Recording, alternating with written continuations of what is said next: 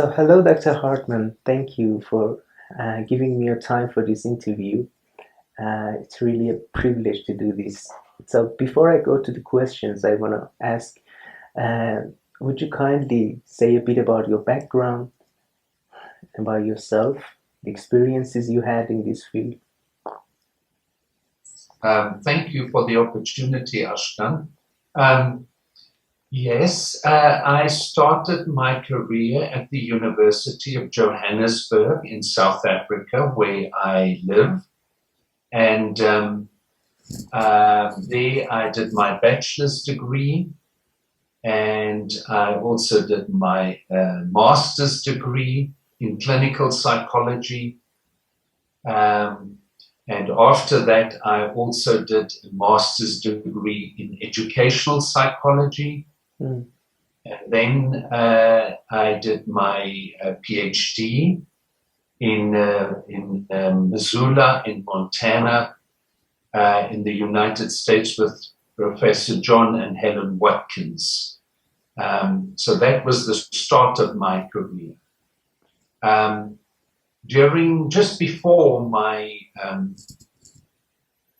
during my training or my bachelor's degree, I was very involved in the anti-apartheid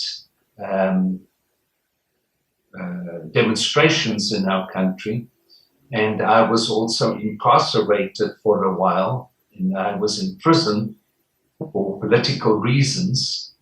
And but after my release, I went to the United States and I did my PhD in the United States. And then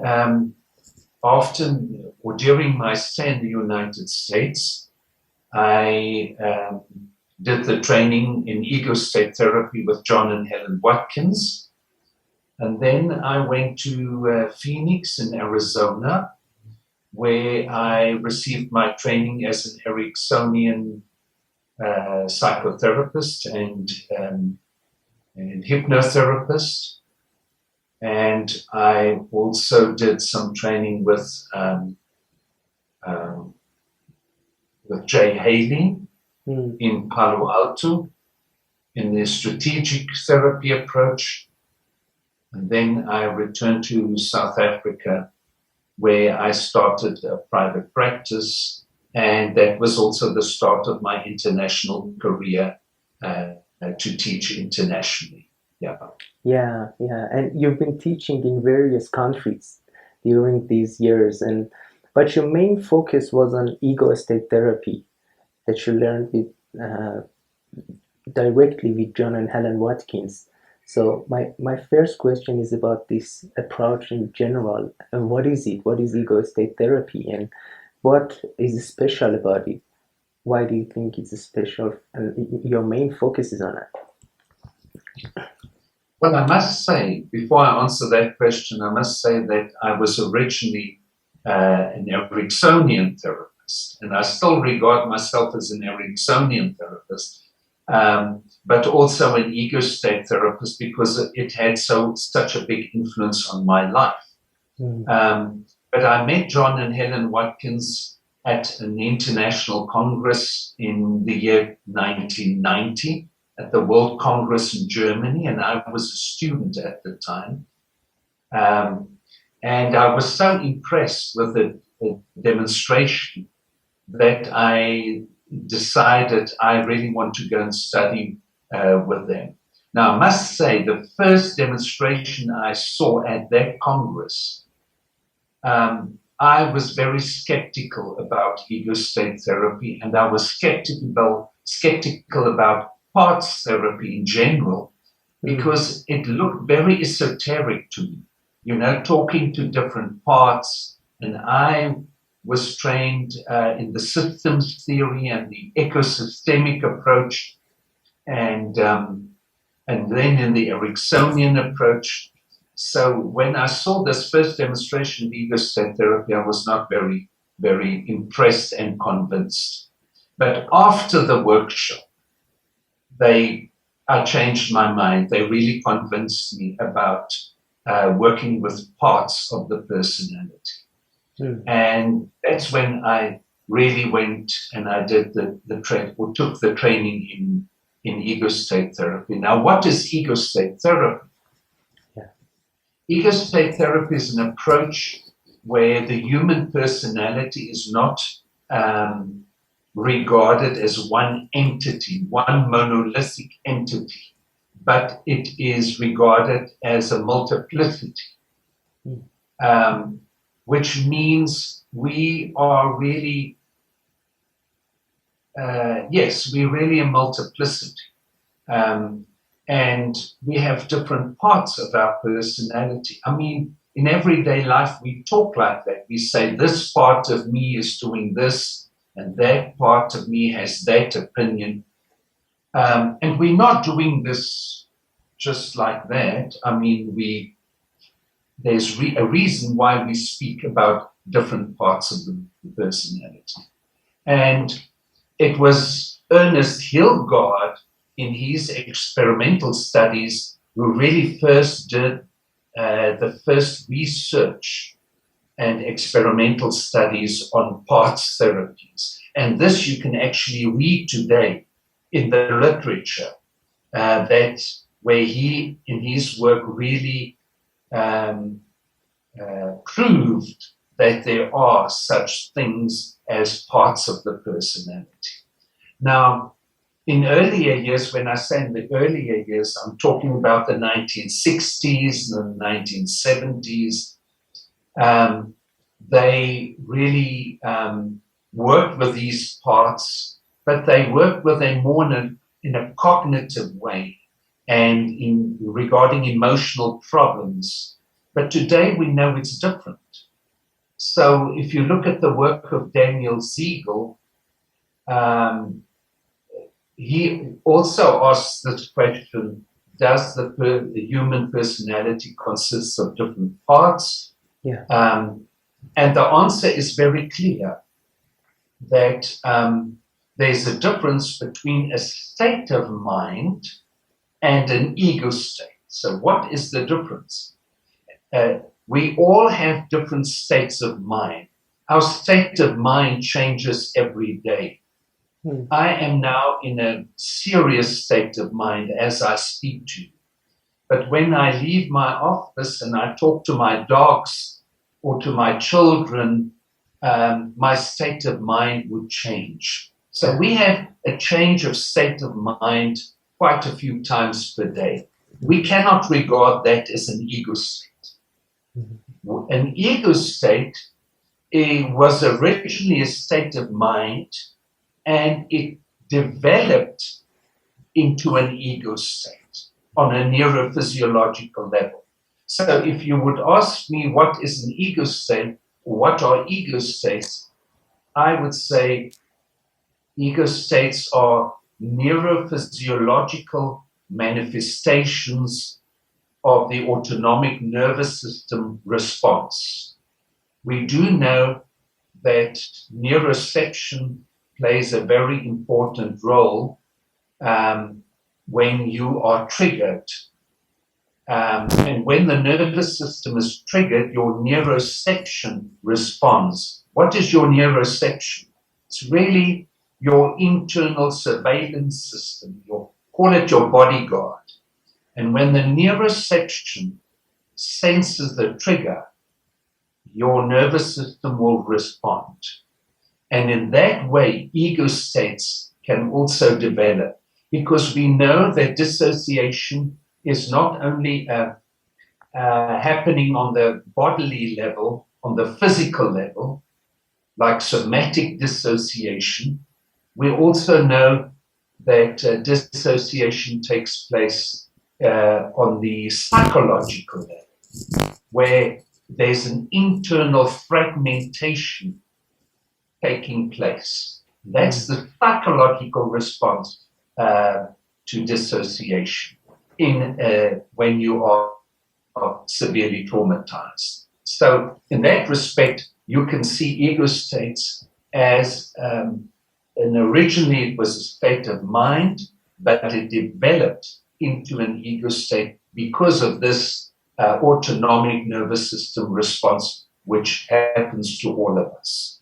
Yeah, yeah, yeah. So thank you for this big definition. When you're defining ego states, it's obvious that you're using the modern language of neurophysiology, of polyvagal theory, and you're referring to Dan Siegel. So my next question is, during the years, in what ways have you developed ego-state therapy, and how is it different than the time that you learned it from John Watkins and Alan Watkins?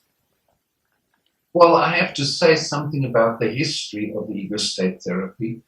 The concept of ego states originates from one of the colleagues and students of Sigmund Freud, and his name was Paul Fedra. He was an Austrian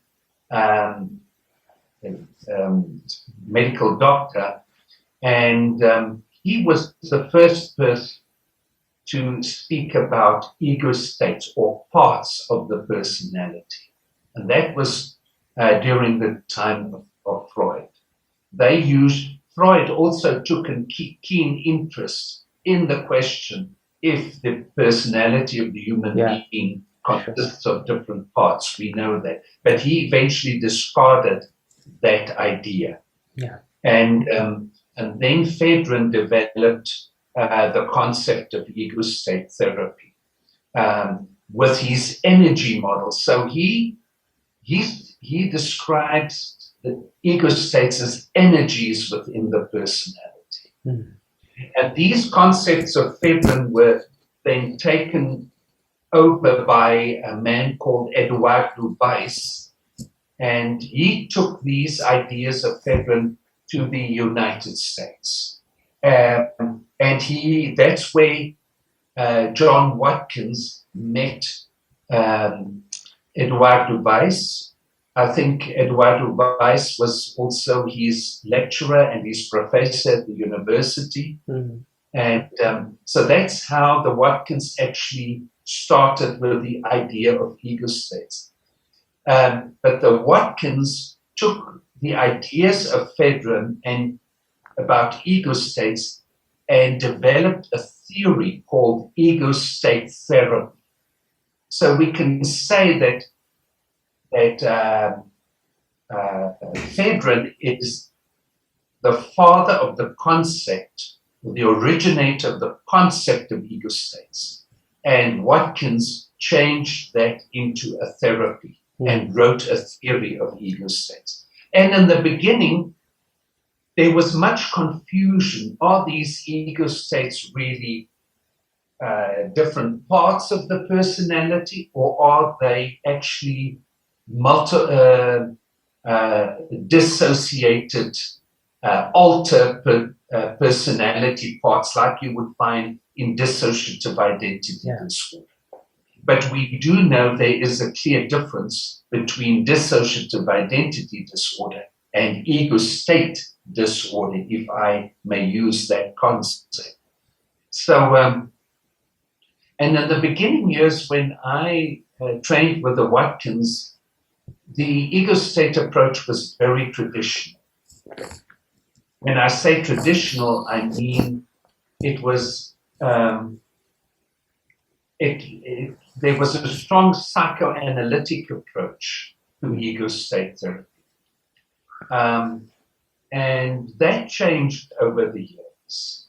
So today we hardly see anything psychoanalytic in the ego state approach. I think also partly because of the many diverse influence of different epistemologies on the development of ego states. Mm. So, for instance, I would say in the last 20 years, ego-state therapy has strongly been influenced by the body psychotherapies, especially the concepts of somatic experiencing by Peter Levine, the Stoma approach, and the work of Daniel Siegel,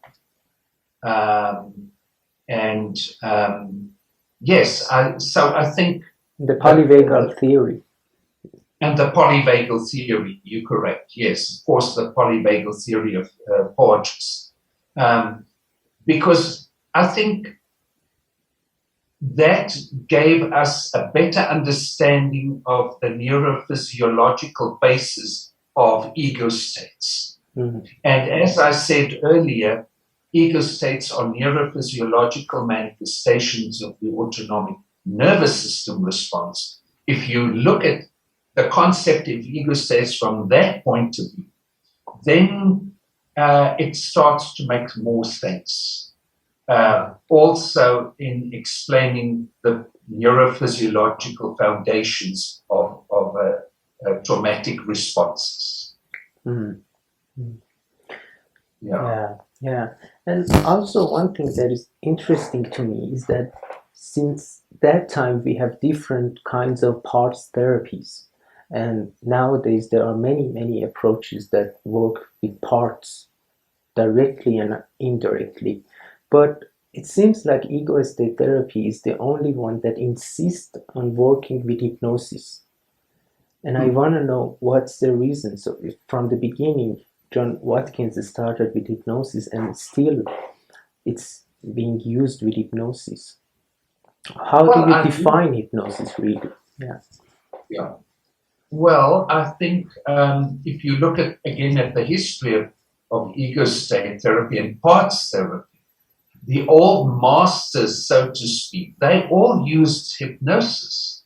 They used to hypnotize their clients and then activate these different parts. This was true for people like Janet and people that favored the dissociation theory. I mean, Milton Erickson also worked with parts of the personality. They didn't call it as such, but if you look at the work of Milton Erickson, you can see he was strongly influenced, in my opinion, also he favored the dissociation theory.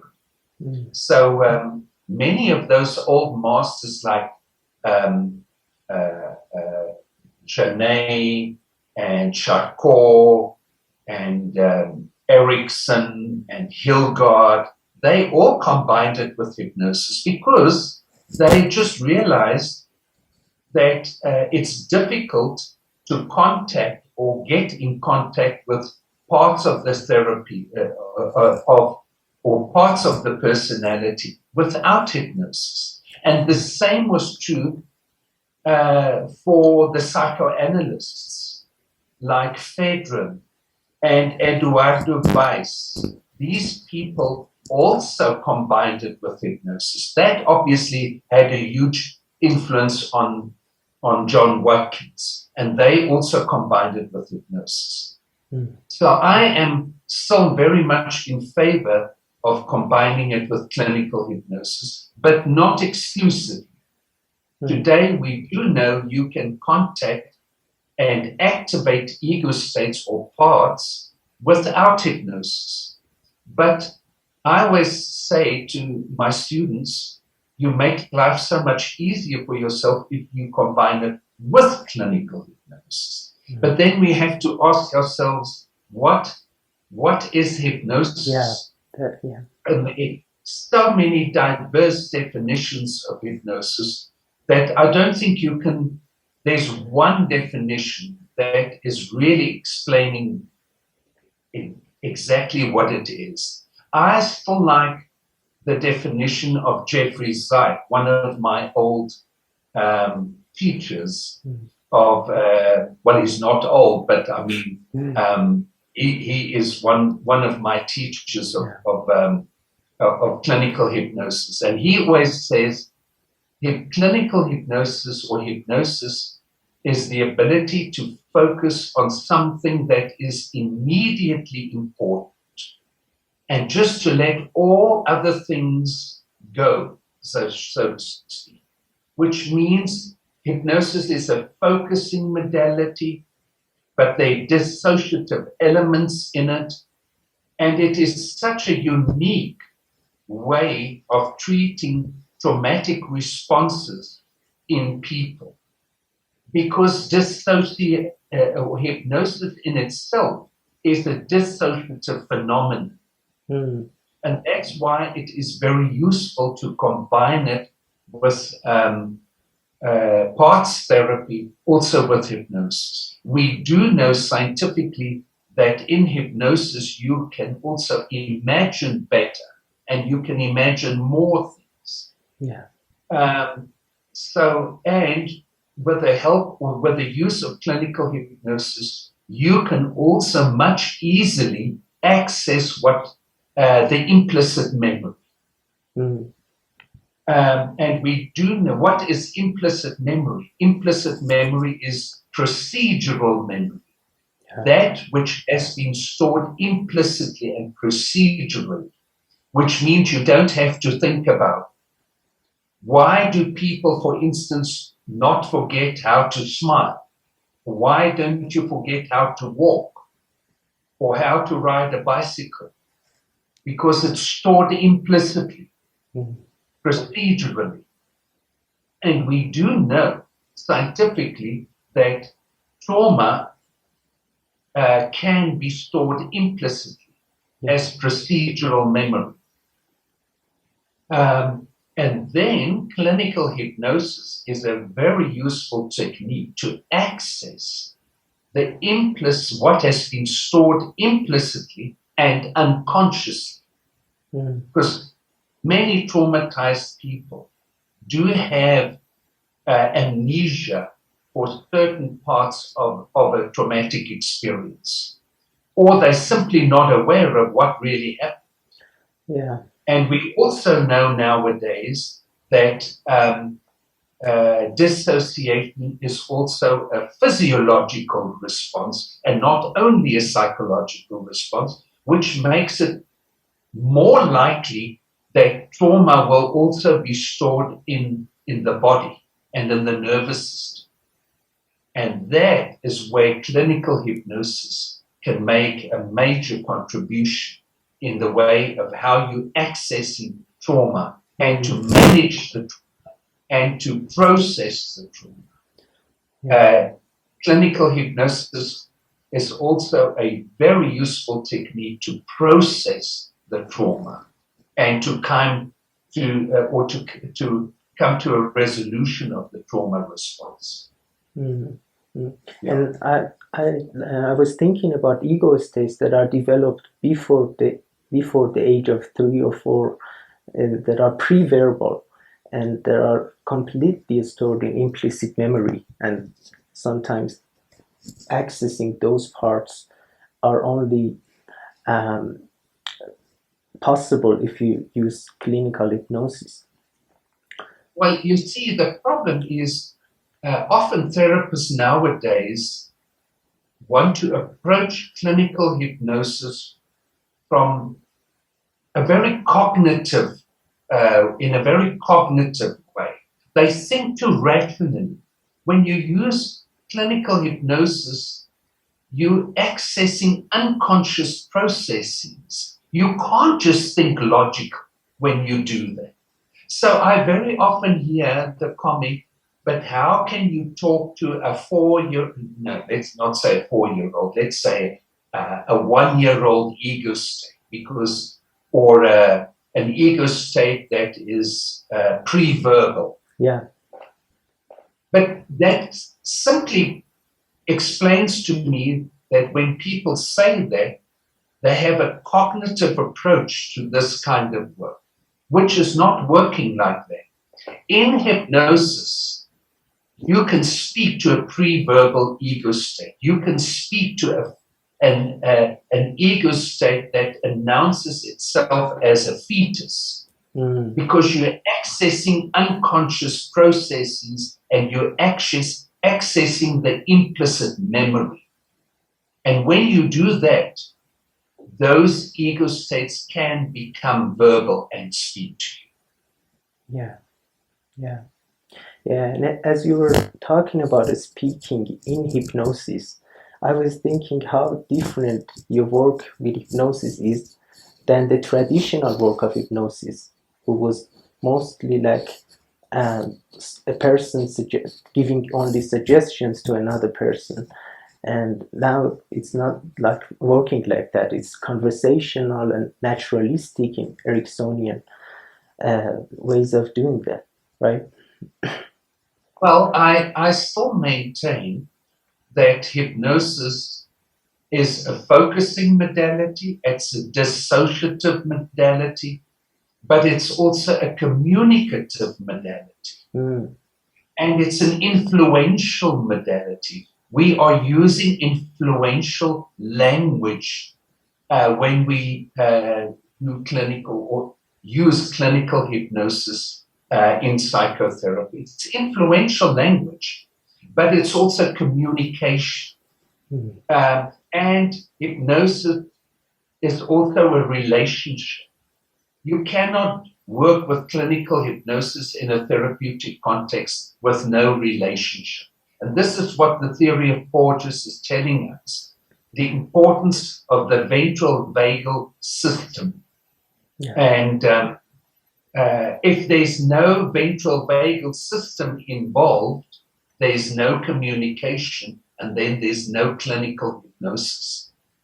So I think clinical hypnosis can very easily be combined with polyvagal theory, as it is a communicative approach, it's an influential approach, and it is a relational approach. And without that, I don't think there's the ability of using clinical hypnosis, but then there's also no psychotherapy.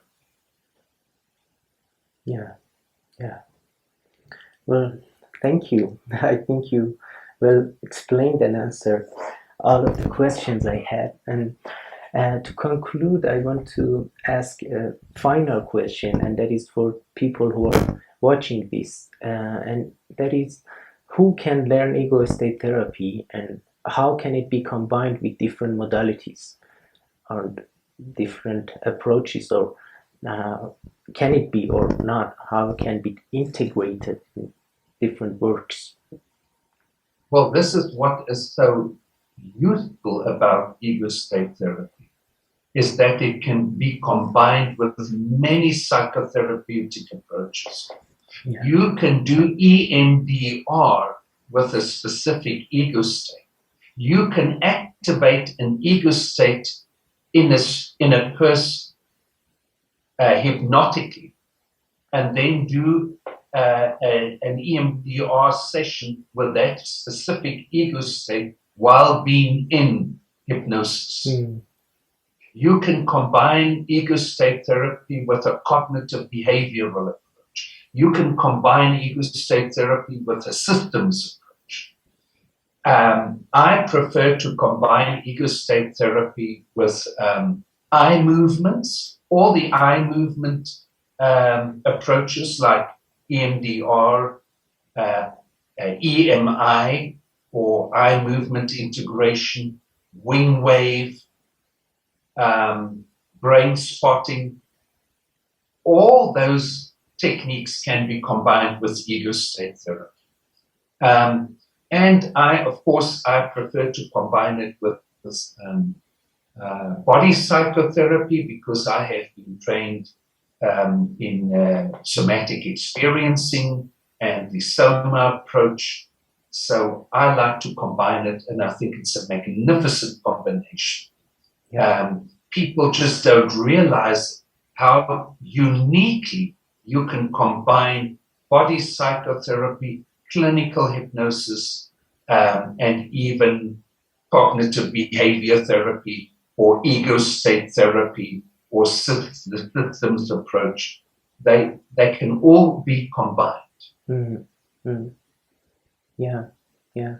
So I think that will be useful to think about integration and how they can have similar roots but different techniques in some ways. Yeah. As I said, polyvagal theory and somatic experiencing really explain the neurophysiological foundations of many of the psychotherapeutic approaches, including ego-state therapy. And that's why I am very much in favor of the combination of ego states with body work.